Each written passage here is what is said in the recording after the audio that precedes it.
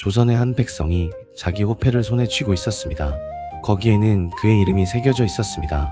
그러나 그 이름보다 먼저 새겨진 것은 그가 어느 자리의 사람인가 하는 것이었습니다.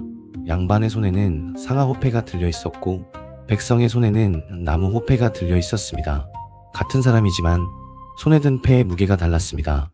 조선 500년 동안 한 사람의 자리가 그의 한평생을 정하였습니다. 태어난 그 순간 이미 갈 길이 정해진 시대였습니다. 구독과 좋아요는 정기수에게 큰 힘이 됩니다. 양반의 세계에서 노비의 자리까지 조선 500년의 모든 자리를 하나하나 풀어보겠습니다. 1500년대 어느 봄날이었습니다. 한양의 두 아이가 같은 날 태어났습니다. 한 아이는 양반의 아들이었습니다. 또 한 아이는 노비의 아들이었습니다. 같은 하늘 아래 같은 공기를 마시고 같은 봄볕을 받았습니다. 그러나 두 아이의 인생은 태어난 그 순간부터 달랐습니다. 양반의 아들은 글 공부를 시작하였습니다. 7세에 천자문을 떼고 10세에 사서삼경을 읽고 20세 무렵에 과거를 보았습니다. 그의 이름은 족보에 적혔습니다. 노비의 아들은 주인의 재산이었습니다. 7세에 물을 길어 나르고 10세에 밭일을 하고 20세에도 그 자리에 있었습니다. 그의 이름은 노비 문서에 적혔습니다. 같은 시대에 다른 운명이었습니다. 양반의 아들이 죽으면 가문의 사당에 위패가 모셔졌습니다. 노비의 아들이 죽으면 주인의 장부에 한 줄이 지워졌습니다. 조선 500년이라는 긴 세월, 신분이라는 두 글자가 사람의 한평생을 정한 시대, 당신이 그 시대에 태어났다면 당신은 어디에 속해 있었을까요? 이제 그 자리들을 하나씩 풀어보겠습니다. 조선의 신분은 4계급이었습니다. 양반, 중인, 상민, 그리고 천민. 법으로는 2계급이었습니다. 양인과 천인. 이를 두고 양천제라 불렀습니다. 태조가 나라를 세울 때 법전에 적은 것이 바로 이 양천제였습니다. 양인은 세금과 군역의 의무를 지는 자유민, 천인은 사람이지만 사람의 권리를 갖지 못한 자, 그 둘로만 백성을 나누었습니다. 그러나 실제로는 사람들 사이에서 4계급으로 나누어져 있었습니다. 이를 두고 반상제라 하였습니다. 양반과 상농, 이 한 줄이 조선 사회의 진짜 모습이었습니다. 법은 2칸이었으나 사람의 마음은 4칸이었습니다. 신분의 비율은 시대와 지역에 따라 달랐다고 전합니다. 대체로 양반은 100명 중에 5 안팎, 중인은 그보다 적었으며 백성이 가장 많고 노비를 비롯한 천민이 그 다음으로 많았다고 합니다. 가장 많은 것은 백성이었습니다. 그 다음은 노비였습니다. 같은 마을이라도 10사람 가운데 양반은 한둘 정도였고 7은 백성이었으며 나머지는 천민이었던 셈입니다. 지방마다 차이는 있었으나 대체로 그러한 모양새였다고 전해옵니다. 신분은 3가지로 묶여 있었습니다. 첫째는 세습이었습니다. 아버지의 신분이 곧 아들의 신분이었습니다.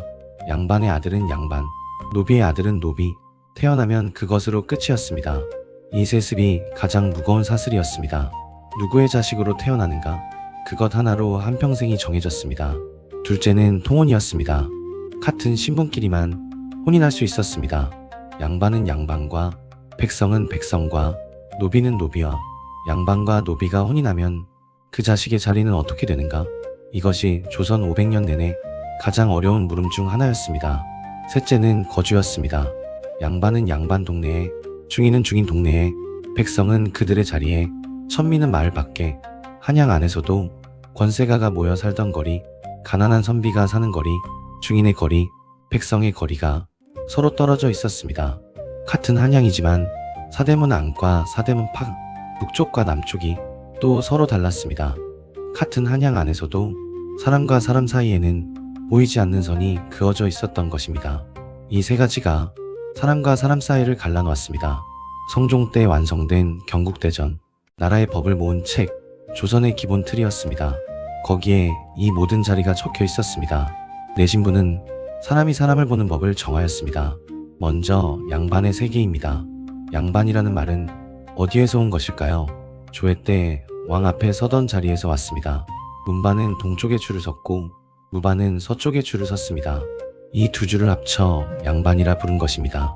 문반은 글로 나라를 다스리는 자였고 무반은 칼로 나라를 지키는 자였습니다. 그러나 조선은 문치주의의 나라, 무관 위에 문관이 있었습니다. 같은 일품이라도 문관 일품의 무게가 더 컸습니다. 조선 500년 내내 나라의 정사를 이끈 것은 문관이었습니다. 양반의 또 다른 이름은 사대부, 사는 학자, 대부는 관리, 글을 읽고 벼슬 할 자격이 있는 자, 그것이 양반의 정신이었습니다. 성리학을 공부하고 과거에 급제하는 것, 그것이 양반 한평생의 길이었습니다. 어린 시절부터 양반의 아들은 책을 손에 들었습니다. 천자문에서 시작해 소학과 대학을 거쳐 사서삼경에 이르렀습니다. 밤이 깊어도 등잔불 아래 글을 읽고 또 읽었습니다. 과거는 두 길이 있었습니다. 작은 시험인 소과, 큰 시험인 대과. 소과에 붙으면 진사 또는 생원, 성균관에 들어갈 자격을 얻었습니다. 진사는 시와 문장에 능한 자, 생원은 경학에 밝은 자. 같은 시험이었으나 재주가 어디에 있느냐로 갈렸습니다. 대과는 다시 둘로 갈렸습니다. 글로 보는 문과, 무예로 보는 무과. 이 둘이 큰 시험이었습니다. 그 외에 또 한 시험이 있었습니다. 이름은 잡과, 역관, 의관, 율관, 산원이 되는 길이었습니다. 대과와는 따로 중인의 자리로 가는 시험이었습니다. 문과의 합격은 3단계를 거쳤습니다. 첫 단계는 초시, 온 나라에서 240명을 뽑았습니다. 두 번째 단계는 복시, 그 가운데 33명만이 추려졌습니다. 마지막 단계는 전시, 임금이 친히 자리에 나아가 등수를 정하였습니다. 문과는 한 번에 33명만 뽑았습니다. 3년에 한 번 식년시, 나라에 큰 경사가 있을 때 증광시, 그 외 부정기로 별시와 알성시, 문과 한 번 합격이 한 가문의 운명을 바꾸었습니다. 과거 시험장의 풍경은 장관이었습니다. 한양 각처에서 모여든 응시자가 수천에서 만 명에 이르렀습니다. 밤새 등잔을 켜고 글을 짓는 그 모습은 나라 안의 모든 글이 그곳에 모인 듯하였습니다. 방방이라는 의식이 있었습니다. 합격자의 이름을 임금 앞에서 부르는 자리, 그 이름이 불리면 가문의 두각에 깃발이 올랐습니다. 온 마을이 사흘 동안 잔치를 벌였습니다. 양반에게는 특권이 있었습니다. 군역이 면제되었습니다. 토지를 가지고 노비를 부려 농사를 지었습니다. 전세와 공납은 양반도 백성과 같이 부담하였습니다. 다만 군역의 짐만큼은 양반의 어깨에 얹히지 않았습니다. 양반의 하루는 책에서 시작하여 책에서 끝났습니다. 새벽에 일어나 사당에 절하고, 아침에 책을 펴고, 한낮에 손님을 맞고, 저녁에 다시 책을 펴고, 밤이 깊도록 글을 읽었습니다. 그러나 자리만 누릴 수는 없었습니다. 끊임없이 학문에 힘써야 하였습니다. 조선 사람들 사이에 이런 말이 있었습니다. 3대 동안 과거 급제자가 없으면 양반의 자격이 흔들린다. 한 가문이 3대 동안 글 공부를 멈추면 그 가문은 슬그머니 양반의 자리에서 밀려났습니다. 이름은 양반이로되 대접은 백성과 다를 바 없게 되었습니다. 양반에도 종류가 있었습니다. 한양에 사는 양반은 경반이라 하였습니다. 중앙 관직을 맡은 사람들이었습니다. 대대로 한양에 살며 조정의 자리를 이어갔습니다. 지방에 사는 양반은 향반이라 하였습니다. 서원을 세우고 후학을 길렀습니다. 중앙 정치에는 나서지 않았으나 지방 사회의 어른이었습니다. 벼슬길이 막히고 가세가 기운 양반도 있었습니다. 이를 두고 잔반이라 불렀습니다. 잔반은 양반의 옷을 입었으나 주머니에는 쌀 한 톨이 없었습니다. 이름은 양반이로되 삶은 백성보다 어려웠습니다. 같은 양반이라도 경반과 향반과 잔반은 서로 다른 처지에 있었습니다. 다음은 중인의 세계입니다. 중인이라는 말은 가운데 사람이라는 뜻입니다. 양반과 상민의 사이, 그러나 양반이 천하게 여긴 일을 나라를 위해 하던 사람들이었습니다. 중인은 잡과를 통해 들어갔습니다. 잡과는 문과와 무과 외의 시험 4가지 분야가 있었습니다. 중인의 일은 크게 4가지였습니다. 첫째는 역관, 외국어를 통역하는 자였습니다. 중국어, 일본어, 여진어, 몽골어, 사신이 오갈 때마다 그 곁을 지키던 사람들, 조선과 중국 사이의 외교가 이 역관들의 입에 달려 있었습니다. 한마디 잘못 옮기면 나라 사이의 일이 어그러졌습니다. 둘째는 의관, 의술을 펼치던 자였습니다. 내의원에서 왕을 보살피고 전의감에서 백성을 돌보았습니다. 왕이 병이 들면 의관이 곁을 떠나지 않았습니다. 허중 같은 명의도 이 의관의 자리에서 났습니다. 셋째는 율관, 법률을 다루던 자였습니다. 형조에서 판례를 검토하고 재판의 옳고 그름을 가렸습니다. 넷째는 산원, 회계와 계산을 하던 자였습니다. 호조에서 세금을 헤아리고 나라의 살림을 셈하였습니다. 그 외에도 하늘과 땅을 살피던 천문관이 있었고, 도화서에서 그림을 그리던 화원이 있었고, 글씨를 쓰던 사자관이 있었습니다. 이들은 양반이 못하는 일을 하였습니다. 나라가 흔들릴 때마다 이들의 손이 나라를 떠받쳤습니다. 중인 가운데 또 한 부류가 있었습니다. 그들의 이름은 서얼, 서얼은 아버지가 양반이었습니다. 그러나 어머니가 첩이었습니다. 첩의 아들을 서자라 하였고 천민첩의 아들을 얼자라 하였습니다. 이들은 양반 가문에 속하였으나 양반 대접을 받지 못하였습니다. 문과 응시는 막혀 있었습니다. 과거의 길이 처음부터 닫혀 있었던 것입니다. 훗날 한 작가가 적었습니다. 아버지를 아버지라 부르지 못하고 형을 형이라 부르지 못한다. 이는 서얼의 한이었습니다. 조선 500년 내내 서얼들은 자기 아버지를 나으리라고 부르며 살았습니다. 한 핏줄의 형제이면서도 한 상에 마주 앉지 못하였습니다. 영조의 시대에 이르러 통청운동이 일어났습니다. 서얼도 청요직에 오를 수 있게 해달라. 이렇게 수많은 서얼들이 글을 올렸습니다. 정조에 이르러 일부가 풀렸습니다. 정약용과 팍제가, 이덕무 모두 서얼의 이름이었습니다. 이들 가운데에는 정조가 곁에 두고 아낀 학자들도 있었습니다. 중인에게는 한계가 있었습니다. 아무리 능력이 뛰어나도 정삼품 위로는 올라갈 수 없었습니다. 대대로 같은 일이었습니다. 역관의 아들은 역관, 의관의 아들은 의관.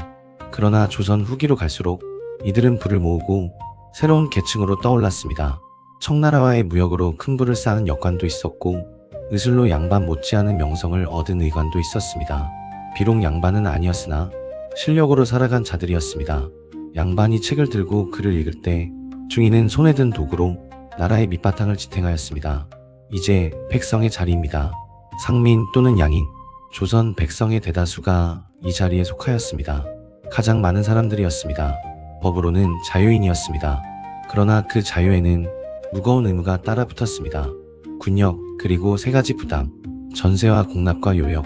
16세에서 60세 사이의 남자는 모두 군역의 의무가 있었습니다. 토지가 있으면 전세를 냈고 호구에 따라 공물을 바쳤고 나라가 부르면 가서 일하였습니다. 이를 두고 요역이라 하였습니다. 이것이 백성의 한평생이었습니다. 봄에 씨를 뿌리고 가을에 거두어 그 가운데 절반을 나라에 바쳤습니다.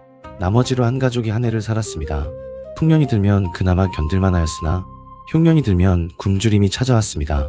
백성의 직업은 네 가지로 나뉘었습니다.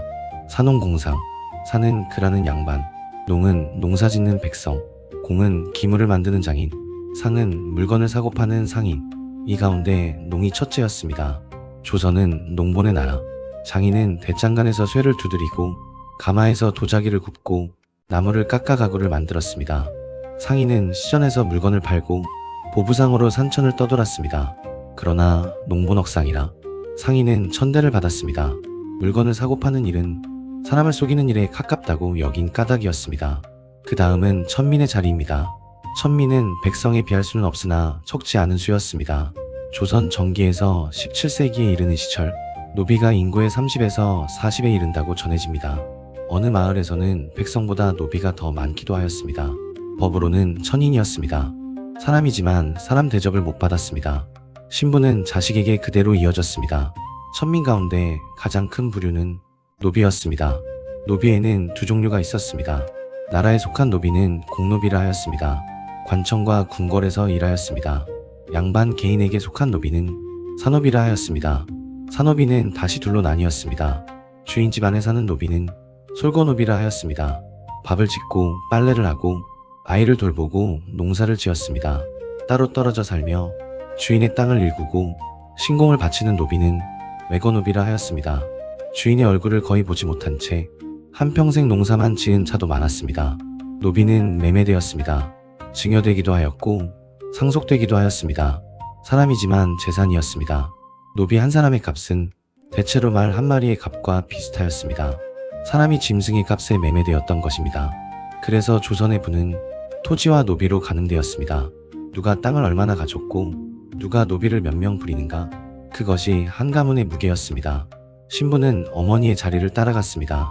어머니가 노비면 그 자식도 노비, 이를 두고 노비종모법이라 하였습니다.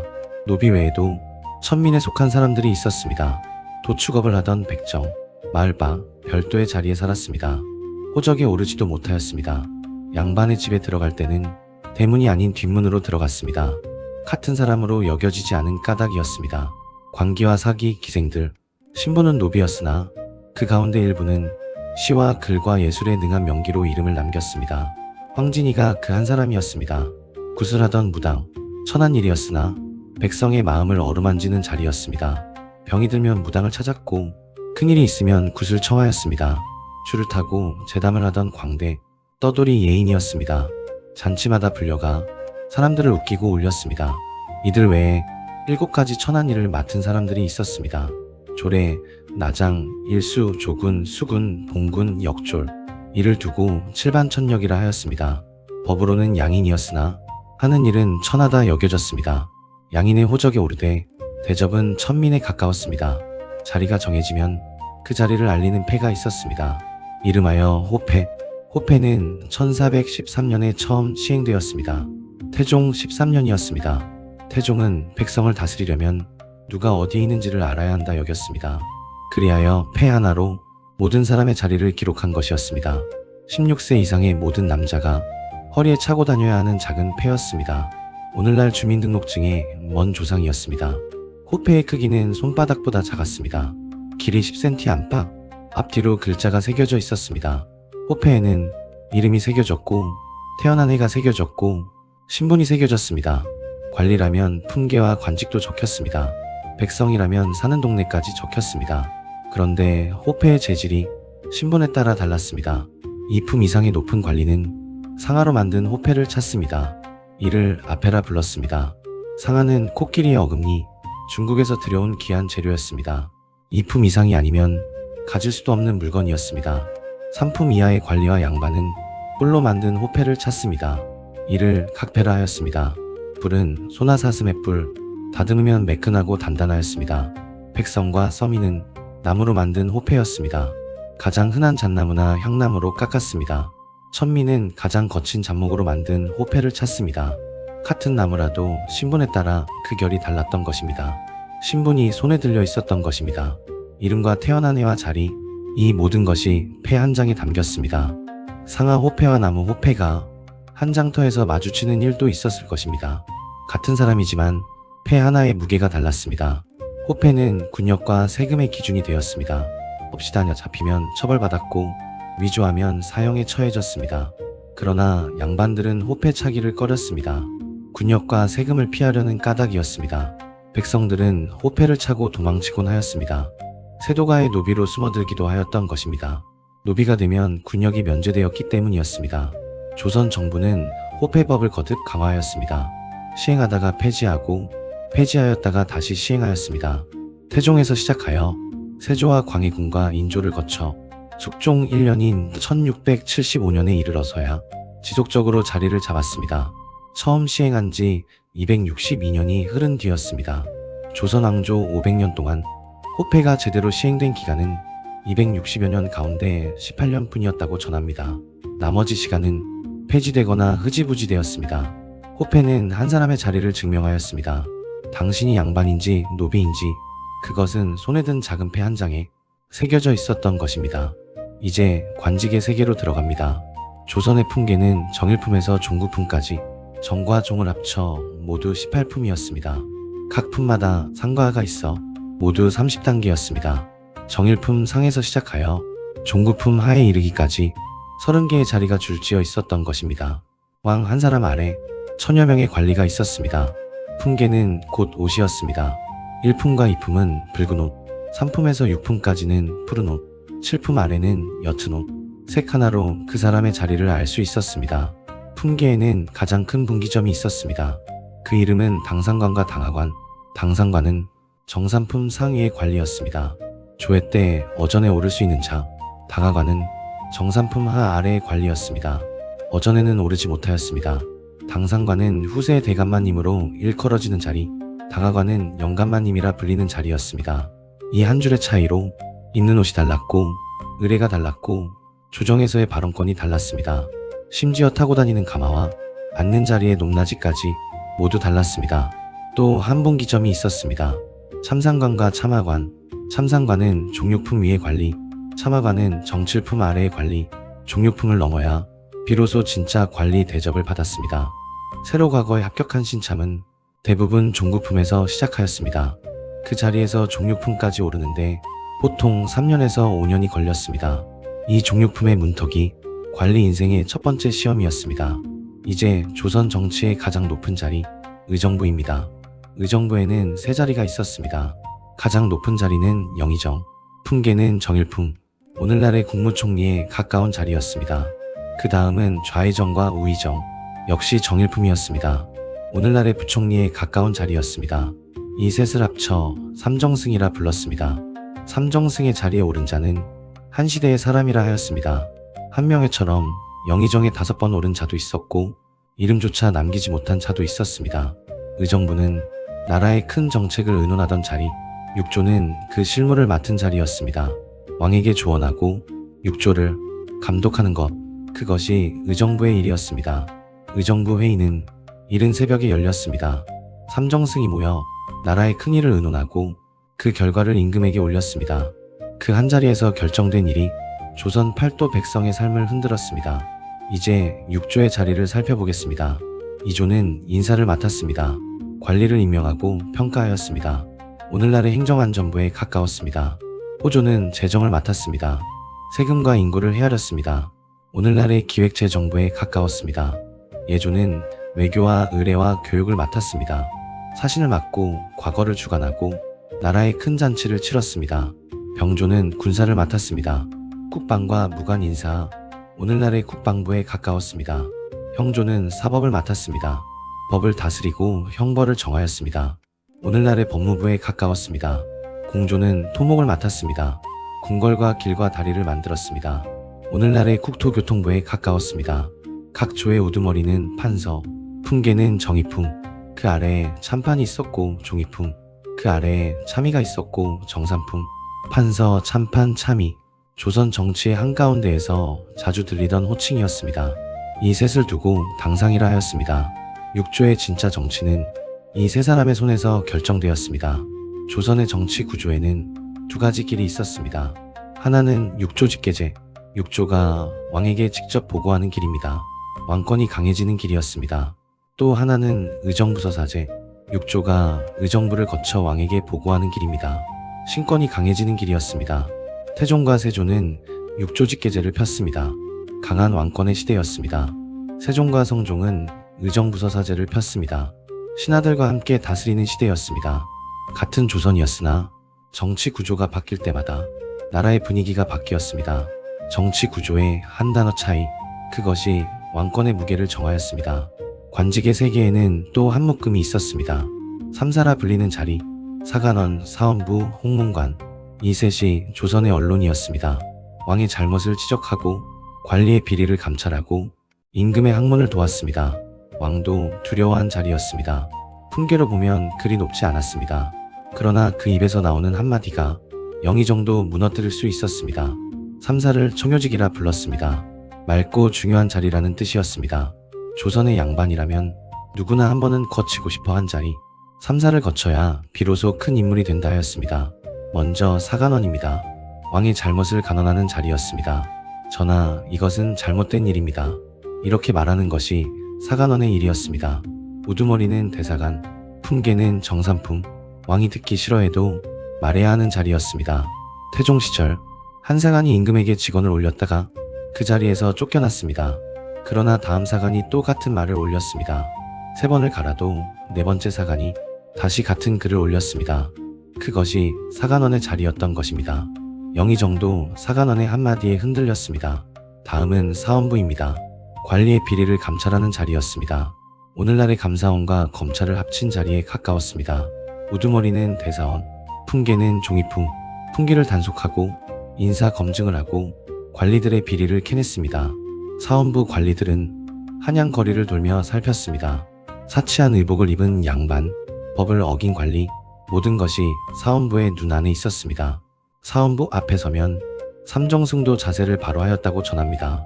관리의 옥매무새 하나에도 법이 담겨있는 시대였습니다. 마지막으로 홍문관입니다. 왕의 학문 자문을 맡은 자리였습니다. 우두머리는 대제학, 풍계는 정의품, 이 자리는 옥당이라고도 불렸습니다. 조선 최고의 학자들이 모이는 곳이었습니다. 홍문관에 들어가는 것은 모든 양반의 꿈이었습니다. 대제학을 지는 자는 조선 학문의 봉우리에 오른 자였습니다. 대제학은 비록 정의품이었으나 영의정보다 더 큰 자리라 여기는 사람도 있었습니다. 정승은 한 시대를 다스리지만 대제학은 한 시대의 학문을 이끄는 자였기 때문입니다. 왕의 경연을 맡은 것도 홍문관이었습니다. 경연이란 왕과 신하가 함께 경전을 읽고 정사를 의논하는 자리. 하루 3번 홍문관 학자들이 임금 앞에 나아갔습니다.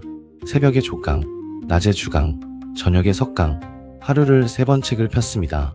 왕은 곧 평생 학생이었던 것입니다.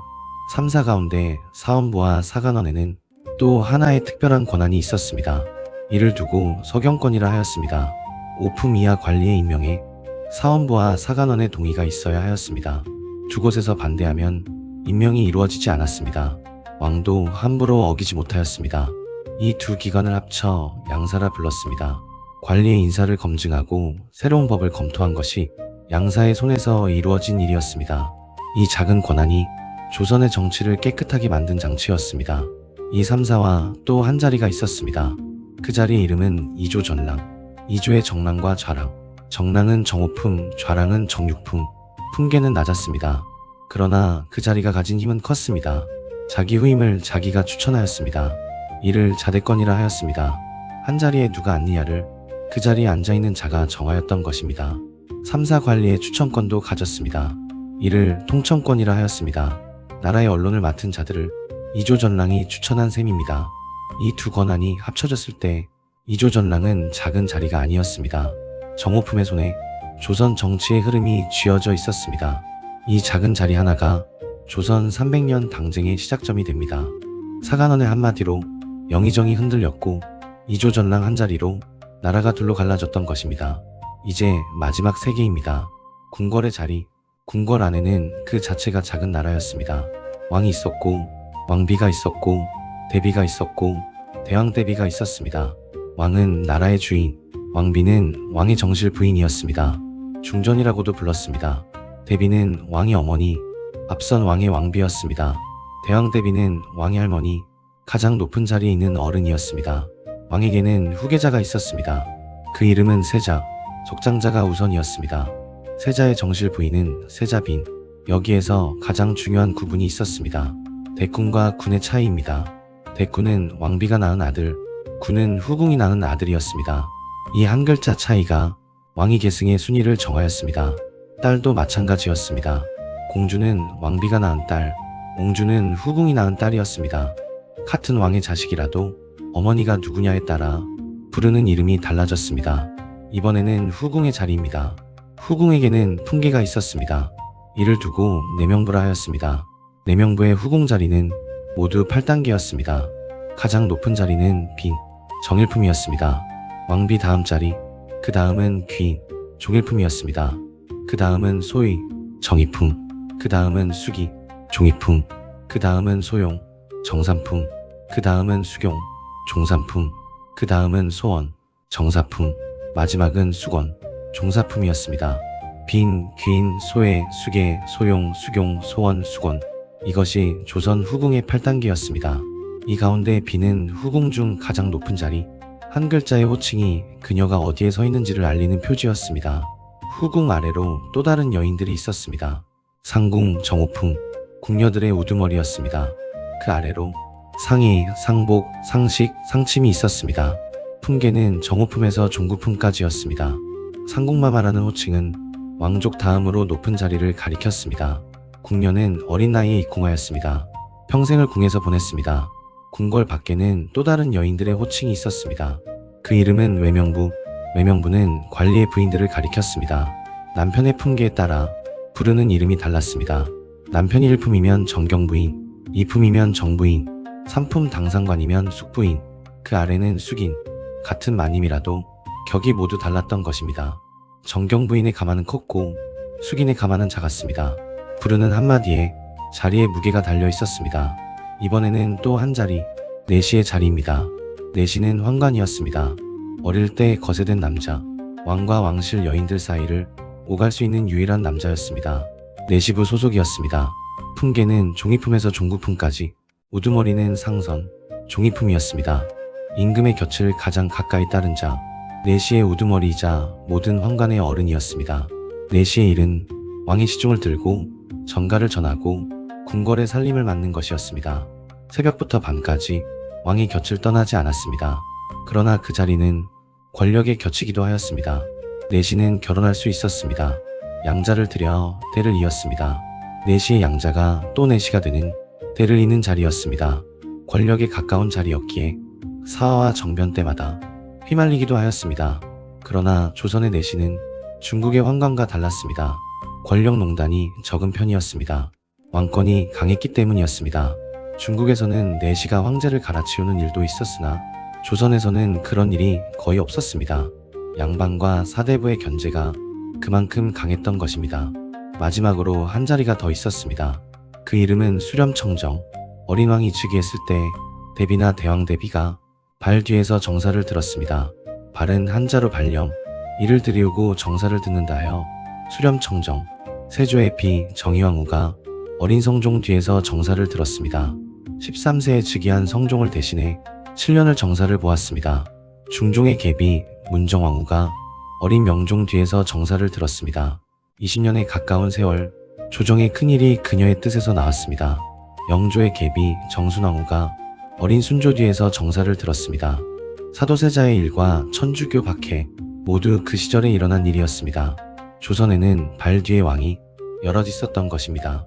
왕비 하나, 후궁 8단계, 상궁 5단계, 거세된 남자들, 그리고 발 뒤에 어른, 궁궐은 그 자체로 하나의 작은 나라였습니다. 조선 500년이 흘렀습니다. 이 모든 자리도 영원하지는 않았습니다. 1894년이었습니다. 어느 봄날 나라가 한번 크게 흔들렸습니다. 갑오년의 개혁, 조선 500년의 신분제가 한순간에 무너졌습니다. 양반과 중인, 상민과 천민, 법으로는 모두 평등해졌습니다. 노비가 풀려났습니다. 수십만의 노비 문서가 한꺼번에 효력을 잃었습니다. 수백 년을 한 가문에 매여 있던 사람들이 비로소 자기 이름으로 살게 된 것이었습니다. 과거제도 폐지되었습니다. 500년을 이어 오던 시험이 그 해를 끝으로 사라졌습니다. 세상의 길이 글 공부 하나에서 여러 갈래로 나누어진 순간이었습니다. 신분에 따른 호칭도 사라졌습니다. 대감마님과 영감마님이라는 말은 법전에서 지워졌습니다. 호패도 그날 이후로는 차고 다닐 일이 없어졌습니다. 모두가 같은 백성이 되었습니다. 조선 500년 동안 신문을 가르던 그 작은 펜은 이제 옛 물건이 되었습니다. 그러나 한 가지가 남았습니다. 법으로는 사라졌으나 사람의 마음속에서는 더 오래 남아 있었습니다. 양반이라는 자리, 상놈이라는 그림자, 그 잔영이 한참을 흘렀습니다. 법은 한순간에 바뀌었으나 사람의 마음은 한 세대가 지나도 쉬이 바뀌지 않는 법이었습니다. 그것은 또 다른 이야기입니다. 조선 500년, 한 사람의 자리가 그의 이름을 정하였습니다. 양반의 아들로 태어난 자, 노비의 아들로 태어난 자, 같은 하늘 아래 다른 하늘을 보았던 사람들, 그 시대의 자리는 이제 사라졌으나 그 시대를 살았던 사람들의 이야기는 여전히 남아 있습니다. 이름 하나에 한 사람의 자리가 담겼고 자리 하나에 한평생의 무게가 담겼습니다. 조선 500년의 모든 자리, 양반과 중인과 백성과 천민, 의정부와 육조와 삼사, 그리고 궁궐의 안과 밖의 이야기였습니다. 이제 그 자리들 위에 살았던 한 임금의 이야기로 다시 돌아가 보겠습니다.